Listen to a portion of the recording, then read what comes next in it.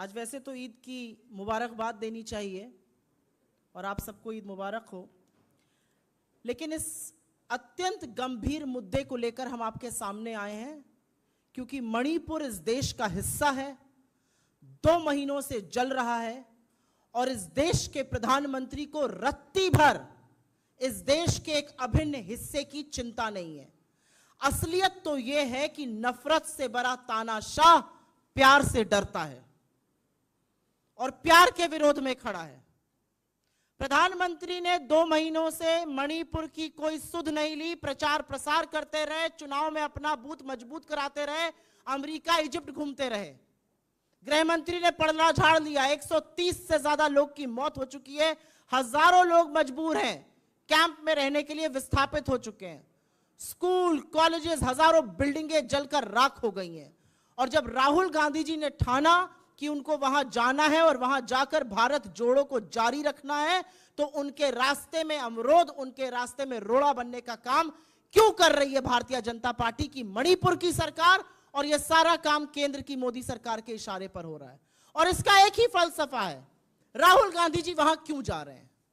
राहुल गांधी जी वहां पर टूटे बिखरे सपनों को सजोने के लिए, जिन लोगों का विश्वास हिल गया है, जिनके मन में शंका है, उनमें विश्वास जगाने के लिए, प्यार जताने के लिए, लोगों के आंसू पोंछने के लिए, लोगों को यह विश्वास दिलाने के लिए कि हम आपके साथ इस दुख की घड़ी में खड़े हैं और हम हर कीमत पर दुख की इस घड़ी में पार हो जाएंगे। इसलिए राहुल गांधी जी वहां पर जा रहे हैं। राहुल गांधी जी वहां पर प्रेम का संदेश देने जा रहे हैं। राहुल गांधी जी वहां पर लोगों से मिलने जा रहे हैं। राहुल गांधी जी वहां पर लोगों को ढांढस बंधाने जा रहे हैं और जिस नफरत के बाजार में मोहब्बत की दुकान खोलने की उन्हें ठानी है, उसको आगे बढ़ाने के लिए जा रहे हैं। इसमें किसी को क्या आपत्ति हो सकती है? राहुल जी मणिपुर पहुंचते हैं, इंफाल के एयरपोर्ट से निकलते हैं, महज 20 किलोमीटर दूर उनका काफिला चलता है और विष्णुपुर में उसको रोक लिया जाता है। उस काफिले को क्यों रोका गया? पहले इसी प्रशासन ने कहा आप बाय रोड जा सकते हैं, उस काफिले को रोका जाता है और जिन लोगों में थोड़ी सी आशा और थोड़ी सी उम्मीद जगी थी, तो कोई तो है जो हमारे साथ खड़ा है, वहां लोग आ जाते हैं, वहां गांव के लोग इकट्ठे हो जाते हैं और उन गांव की महिलाओं पर बर्बरता और निरंकुश पुलिस टीयर गैस के गोले दागती है। ये मणिपुर के लोग हमारे देश का हिस्सा हैं, ये हमारे भाई बहन हैं, जिनसे इस देश का एक बेटा उनकी खैर खबर लेने जा रहा है, उनको प्यार जताने जा रहा है, उनको ये विश्वास जताने जा रहा है कि आप हमारे देश का एक अभिन्न हिस्सा हैं, आप भारत का एक अभिन्न हिस्सा हैं और परीक्षा की इस घड़ी में हम आपके साथ खड़े हैं। वहां से उनको रोक दिया जाता है और प्रशासन जिसने परमिशन दी थी, ऑब्वियसली उनके पास ऊपर से फोन आता है, उनके पास तानाशाहों का फोन आता है और प्रशासन उनसे कहता है कि नहीं, अब आप ऐसे नहीं जा सकते, अब आप हवाई जहाज से जाइएगा। वो जैसे भी जाएंगे, वो जाएंगे जरूर। और मुझे ऐसा लगता है कि प्रशासन ये रोककर कहीं ना कहीं ये साबित कर रहा है कि वो कितना डरते हैं। नफरत करने वाले लोग मोहब्बत से क्यों डरते हैं, प्यार से क्यों घबराते हैं? प्रधानमंत्री के पास मेरा बूथ सबसे मजबूत करने का टाइम है। अमित शाह जी के पास बिहार घूमने का वक्त है। जेपी नड्डा जी के पास राजस्थान जाकर झूठ परोसने का वक्त है। लेकिन इनमें से किसी के पास यह वक्त नहीं है कि वो जाकर मणिपुर में लोगों का हाल जान सकें, उनके आंसू पोंछ सकें। ऐसा क्यों है? और इस बात का जवाब तो मिलना चाहिए कि ऐसा क्यों हो रहा है।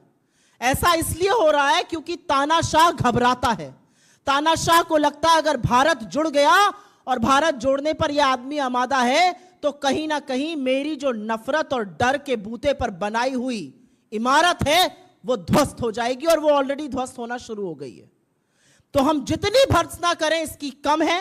राहुल गांधी जी इस देश के एक हिस्से में उन लोगों से मिलने गए हैं जो 2 महीने से पीड़ित हैं, उनके आंसू पोंछने गए हैं, उनको मोहब्बत जताने गए हैं, उनको रोकना पाप है। और क्या जुर्म है? इस देश में किसी के घाव पर मरहम लगाना जुर्म है? इस देश में देशवासियों का हालचाल पूछना जुर्म है?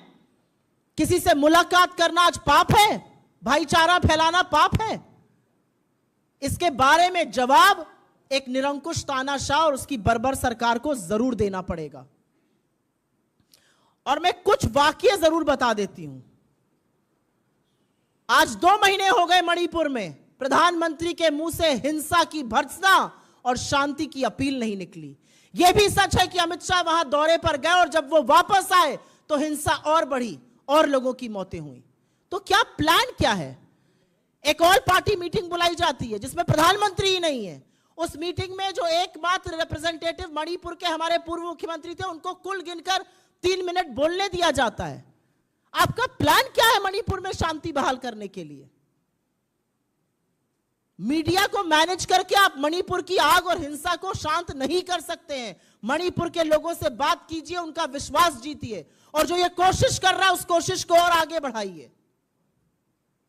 और मैं ये इसलिए कहना चाहती हूं क्योंकि कांग्रेस हर बार जब इस देश पर संकट आया है, जब इस देश पर दिक्कतें आई हैं, तो खड़ी हुई है।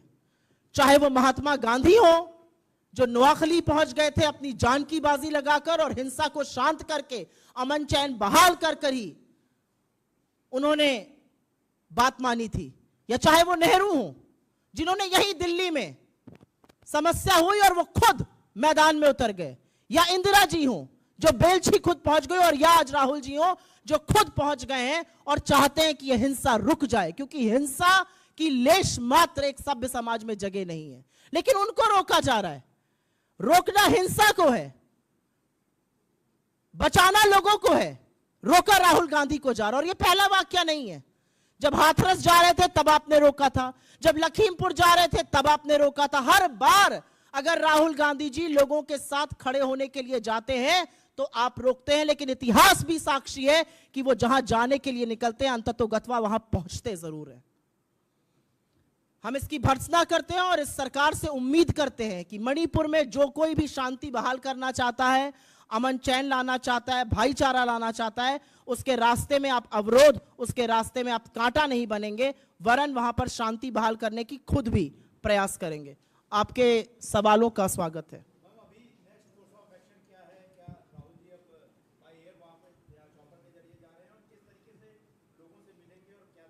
जैसा कि मैंने आपको पहले कहा, राहुल जी के पास परमिशन थी वहां जाने की बाय रोड। प्रशासन ने ही उनको यह परमिशन दी थी कि वो बाय रोड जा सकते हैं, और एकाएक प्रशासन ने 20 किलोमीटर इंफाल एयरपोर्ट के बाद उनको रोक दिया। ये किसके कहने पर हुआ? ये क्यों हुआ? आज सवाल ये है, किसके इशारे पर मणिपुर की सरकार और किसके इशारे पर वहां की पुलिस चल रही है? ये जो डबल इंजन की ट्रबलसम सरकार है, इसने क्यों रोका राहुल गांधी को? वो क्या करने जा रहे थे? ये मैं आपसे भी पूछती हूं। राहुल गांधी मणिपुर क्यों गए हैं? हमारे देश का एक हिस्सा 2 महीने से जल रहा है। उस देश के हिस्से को आज कोई ऐसा व्यक्ति चाहिए जो गले लगाकर ये ढांढस, ये विश्वास दिला सके कि हम आपके साथ खड़े हैं। लेकिन वो व्यक्ति प्रधानमंत्री मोदी नहीं है, वो व्यक्ति मणिपुर के मुख्यमंत्री नहीं है, वो व्यक्ति राहुल गांधी है। और उनको जाने से क्यों रोका जा रहा है?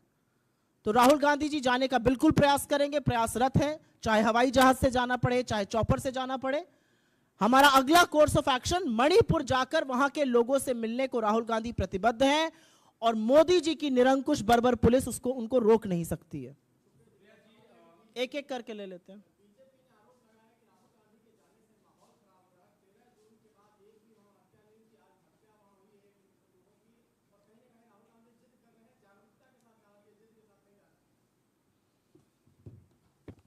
शांति बहाल करने से माहौल खराब होता है, शर्म आनी चाहिए भारतीय जनता पार्टी को। और जो बददिमाग लोग ऐसी बात बोल भी रहे हैं भारतीय जनता पार्टी में, उनसे पूछना चाहिए 130 लोगों की मौत का जिम्मेदार कौन है? एक शांति की अपील प्रधानमंत्री ने नहीं करी है। आप इस 140 करोड़ भारत के चुने हुए प्रधानमंत्री हैं। कहां है आपकी नैतिकता? कहां है आपकी मर्यादा? कहां आपको मणिपुर में रहकर लोगों के घाव पर मरहम लगाना चाहिए, उनके मर्म को सहलाना चाहिए? और कहां आप ये कह रहे हैं कि माहौल बिगाड़ने जा रहे हैं? तो क्या गांधी ने नोआखली में जाके माहौल बिगाड़ा था? क्या नेहरू ने दिल्ली में माहौल बिगाड़ा था? क्या इंदिरा जी ने बेलछी जाके जब 11 दलितों की हत्या नरसंहार हो गया था तो माहौल बिगाड़ा था? जी नहीं। सार्वजनिक जीवन के लोग हर उस व्यक्ति के साथ खड़े हुए पाए जाने चाहिए जो दुख में हो, जो तकलीफ में हो, जिसके ऊपर पुलिस और प्रशासन का अत्याचार चल रहा हो, जो हिंसा में हो। हिंसा खत्म करने की और शांति बहाल करने की अपील कर रहे हैं राहुल गांधी। वो अपने मणिपुर के भाइयों और बहनों से मिलना चाहते हैं और उनको ये ढांढस दिलाना चाहते हैं कि ये देश आपके साथ खड़ा हुआ है। ये ढांढस दुर्भाग्यपूर्ण इस देश के चुने हुए प्रधानमंत्री ने एक बार भी नहीं दिलाया।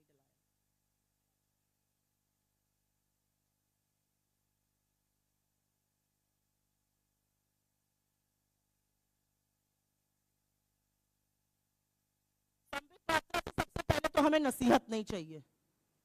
सुनने में आता है मणिपुर के इंचार्ज हैं भारतीय जनता पार्टी में, और मणिपुर जल रहा है, उनकी क्या जवाबदेही है पहले यह बताया जाए। उनकी पार्टी की क्या जवाबदेही है? दौड़ दौड़ के प्रेस कॉन्फ्रेंस करना और उल जलूल बयान देना एक चीज है। आज भारतीय जनता पार्टी की यह नैतिकता नहीं है कि इनके सांसद, इनके अध्यक्ष मणिपुर की टोह ले सके, मणिपुर में लोगों के दर्द को कम कर सके। आज ऐसे दिन पर जब मणिपुर जल रहा है, इस देश के प्रधानमंत्री को अपना बूथ सबसे मजबूत नजर आ रहा है, अमित शाह को बिहार में घूमना नजर आ रहा है और जेपी नड्डा को राजस्थान में जाकर झूठा जहर उगलना नजर आ रहा है। यह इनकी असलियत है, तो यह हमें बिल्कुल नसीहत ना दें।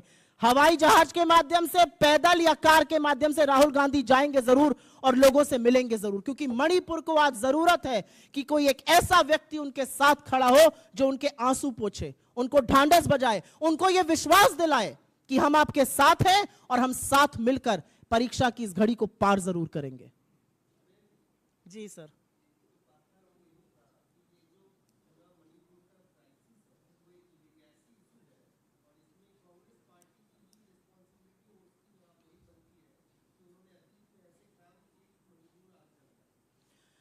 जब मणिपुर जल रहा है, 130 लोगों से ज्यादा की हत्या हो चुकी है, हजारों लोग विस्थापित हैं, बिल्डिंगें जल के स्वाहा हो गई हैं, तो भारतीय जनता पार्टी इसको लेगेसी इशू बताएगी? आपकी तो तथाकथित डबल इंजन की सरकार है। कोई और सरकार होती और नैतिकता होती तो कब तक मणिपुर की सरकार बर्खास्त कर दी गई होती। ऐसे वो कौन से कारण है जो बीरेंद्र सिंह आज भी वहां के मुख्यमंत्री बने हुए हैं?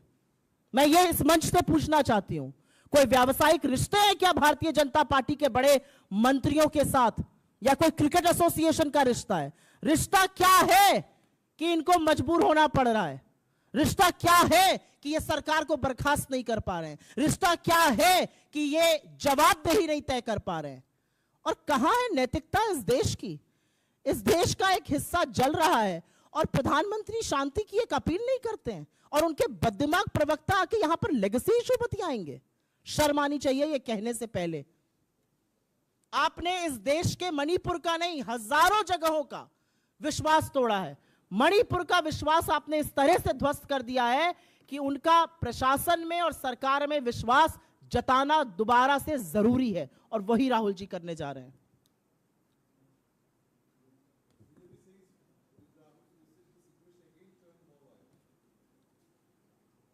What has Rahul Gandhi ji gone to Manipur for? And I will make a statement in English on this. 2 months have passed and Manipur is strife with violence. It is strife with death of 130 people. People have been rendered homeless. They have been forced to live in relief camps.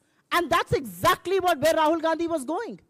He is going to Manipur to ensure that people of Manipur do not feel alienated. He is going to spread the message of love, healing, peace, harmony. What is the problem that the BJP has? Is it not true that the Prime Minister, full of hatred, is scared of love, peace, and healing? Why has the Prime Minister not spoken a word on Manipur? He has not appealed once for peace. Amit Shah went there, did some tourism, came back, and violence erupted more so after that. What are they scared about? Rahul Gandhi did a Bharat Jodo Yatra where he walked from Kanyakumari to Kashmir, and he is absolutely committed to keeping this country united. And his visit to Manipur is a testament to the fact that a son of India is meeting his other brothers and sisters in Manipur, and no power on earth, including the Modi government, can stop him. Why is he being stopped? The administration gave him permission to go by road, and suddenly they stopped him 20 kilometers later and said, no, you'll have to fly. Why are hurdles being created in this visit? What is he going to do? He is going to tell the people of Manipur that you are an intrinsic, integral part of this country. We stand with you in this hour of crisis, and together we will tide over these troubled times. Something that the Prime Minister of this country should be doing. But instead, Rahul Gandhi ji is there. He's amongst his people, and no power on earth can stop him from meeting them. What the BJP is doing is showing its true colors once again. Every time, and each time Rahul ji has wanted to go and stand by the people of this country, whether it was Hathras, whether it was Lakhimpur, wherever he's wanted to go, the BJP has created hurdles. But history is also testament to the fact that every time he has set out on a journey, he has reached his destination. He will again meet people of Manipur today.